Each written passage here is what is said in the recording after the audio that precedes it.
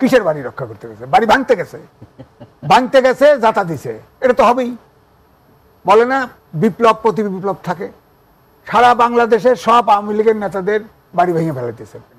আপনি ধরে রাখেন, যতই ডিলে করুক, যতই করুক, এই ইউনিট সাহেবের এই সরকারের থেকে পার্টি জগতে করবে, এই ছাত্ররা যত প্রার্থী দিবে একটিরও জামানত থাকে। 52 থেকে 24 পর্যন্ত সবগুলো আন্দোলনের অগ্রভাগে ছিল ছাত্ররা। কোনো ছাত্ররা সরকারের অংশ নেয় নাই। 2, কোনো ছাত্ররা এত বিতর্কিত হয় নাই যেটা এবারের ছাত্ররা বিতর্কিত হয়েছে। এবং তারা ছাত্ররা রাজনীতি করতে চাচ্ছে। বলা হচ্ছে 18 বছর বয়স হলে ভোটার, সে রাজনীতি করতে পারে। তবে যিনি ভিএড চড়ার লোভ সামলাতে পারে না, যে খাল কাটার সময় রেড কার্পেট বিছায় খাল কাটতে হয়, যে 6 দিনে 18 বার হেলিকপ্টার ভ্রমণ করে যে ছাত্ররা, সেই ছাত্ররা দেশ চালাবে, তাদের তো আক্কল দাঁতেই গজায় নাই। এইটা করলে কি হবে? আপনি বলেন, স্কয়ারের হেলিকপ্টার ভাড়া করছে, 20,000 টাকার কম্বল দিছে, 36,000 টাকার বিমান ভাড়া, হেলিকপ্টার ভাড়া দিছে। এটা গরিবের টাকা, ট্যাক্সের টাকা, মিনিস্ট্রির টাকা। অডিট হবে না? অডিট হলে সে ফাঁসবে না? 2টা হেলিপ্যাড বানাইছে, হেলিকপ্টার নামার জায়গা নেই, 2টা হেলিপ্যাড বানায়া আবার ডিসি সাহেব ভেঙে ফেলাইছে। তো আপনি বলেন আক্কল দাঁত হয়েছে? নিজেকে তো নিজে সেভ করতে পারে না। বলেন, আপনার ভিএইট গাড়ি ভরে যমুনা টিভিতে ট্যাক্স হতে গেছে। একটা ভিএইট গাড়ি, আপনার ঠেলা গাড়িতে রুটি খাইছেন, টিউশনি করে খাইছেন, এখন ভিএইট গাড়ি বলে সব দেয়। আপনার দেয় কে? আমাকে দেয় না। আপনার দেয় কেন? ভিএইট গাড়িতে চড়ে। এটা নাকি এখন গাড়ি সকাল বিকাল বদলায়, এরকম অবস্থা। সুতরাং আমি নির্বাচনে শেখ হাসিনা বিরাট বিরাট রাজনৈতিক দল দিয়ে 3টা কিংস পার্টি করেছিল। ডক্টর মোহাম্মদ ইউনূসও 1/11-এর সময় রাজনীতি করার চেষ্টা করেছেন। হ্যাঁ, তার দলের নামও ছিল নাগরিক শক্তি। তিনি কোনো ডাকে সাড়া পান নাই, কয়ে যে কাজ আমার না, উনি ছাড়িয়ে দিয়ে বিদেশ চলে গেছে।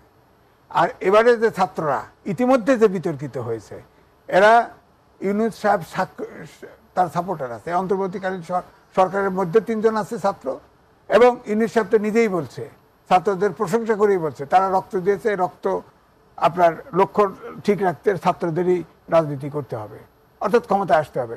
ওনার পৃষ্ঠপোষকতায় উনি নিতে পারেন নাই, সেটা ছাত্র দিয়ে করতেছে। করুক, ছাত্ররা করুক। কিন্তু ওই যে আমি নির্বাচনে 3টা কিংস পার্টি হয়েছিল, আপনি তো সচেতন লোক, বলেন এই পার্টিতে একটি লোকের জামানত থাকে নাই, একটি লোক না, একটা প্রার্থীরও জামানত থাকে নাই। আপনি ধরে রাখেন, যতই ডিলে করুক, যতই করুক, এই ইউনিট সাহেবের এই সরকারের থেকে পার্টি জগতে করবে, এই ছাত্ররা যত প্রার্থী দিবে একটিরও জামানত থাকে। কিন্তু তার আগে আজিজ ভাই, যে বিষয়টি নিয়ে সবচেয়ে বেশি আলোচনা সমালোচনা হচ্ছে সেটা হচ্ছে দেশের আইন শৃঙ্খলা পরিস্থিতি নিয়ে। এই 6 মাসে আসলে আপনারাও বিভিন্ন সময় এটি নিয়ে সমালোচনা করেছেন। বলছি এখন শোনেন, আপনি যেটা বলছেন, এই আইন শৃঙ্খলা ঠিক করার জন্য ক্লিন হার্ট করা হয়েছে, চিরুনি অভিযান করা হয়েছে, সেখানে কিছু লোককে জেল দিয়েছে, কিছু লোক মেরে ফেলছে, কাজের কাজ কিচ্ছু হয় না, উল্টা হয়েছে। এবারে আপনি দেখেন, এই যে ইউটিউবে ছড়ায় পড়তেছে, আপনি দেখেন এই আপনার ডেভিল হান্ট। ডেভিলকে এটা নির্ধারণ করছেন আপনার দাদা, তো বিরাট উকিল, অ্যাডভোকেট। ডেভিল হচ্ছে যে আক্রমণ করে, হ্যাঁ, আর যে আক্রান্ত হয় সে হচ্ছে সাফারার, এই তো? জি, সে তো ডেভিল। সাফারার তো ইয়ে হচ্ছে আপনার এখন এই ইয়ার ডেভিল হান্টে ধরা পড়তেছে, সব ধরে নিতেছে। 1324 জন ইতিমধ্যে হয়েছে, সম্ভবত 1,500। এরকম বলা হচ্ছে যে গাজীপুরের যে ঘটনাটা, যেখানে বলা হচ্ছে যে বৈষম্য বিরোধী ছাত্র আন্দোলনের যারা শিক্ষার্থী বা যারা আন্দোলনকারী, তারা সেখানে বাড়িটা রক্ষা করতে গিয়েছে, তাদের উপরে হামলা হয়েছে। এই বিষয়টা না আপনার? এটা মিথ্যা কথা। কিসের বাড়ি রক্ষা করতে গেছে? বাড়ি ভাঙতে গেছে, যাতা দিছে, এটা তো হবেই। বলে না বিপ্লব প্রতি বিপ্লব থাকে। সারা বাংলাদেশের সব আওয়ামী লীগের নেতাদের বাড়ি ভেঙে ফেলাইতেছেন। আমার কথা হচ্ছে, ফ্যাসিস্ট আমিও নাই, কিন্তু আপনি তাদের বিচার করলেন না কেন? 6 মাস ক্ষমতায় একটা কেসের চার্জশিট দিতে পারেন নাই। মাত্র সব মিলে ভাঙাচুরা লোক নিয়ে 70টা আপনার লোকের বিরুদ্ধে গ্রেপ্তার আছে, আর কেউ গ্রেপ্তারও করতে পারেন নাই। আপনি আর্মি চিফ বলেছে 662 জন সেনানিবাসে আশ্রয় নিয়েছে। তারা কোথায় জিজ্ঞেস করছেন? আপনারা যে এই যে ইয়ে করলেন, কমান্ড কোর করলেন, ওই 622 চান? ক্ষমতা থাকলে ওইটা আগে চান। পোলাপানে ফেলাই দিচ্ছেন কেন? পোলাপানকে দিচ্ছেন কেন? তোপের মুখে ফেলাই দিচ্ছেন কেন? এই পোলাপানকে যেভাবে রাজনীতি শিখাচ্ছেন, আপনি বলেন স্কুল থেকে শুরু করে ইউনিভার্সিটির ছাত্ররা এই আন্দোলনের মধ্যে আছে, তারা পড়াশোনা বাদ দিয়ে খালি সরকার রাষ্ট্র ঠিক করতেছে। এই 6-7 বছরের জেনারেশন গ্যাপ বিজ্ঞানের যুগে হবে, কে পূরণ করবে? আমি তো দেখতেছি 6 বছর সার্টিফিকেট বকল দেওয়ার নিয়ে ঘুরবে এরা। এই সার্টিফিকেট কোনো কাজে আসবে না।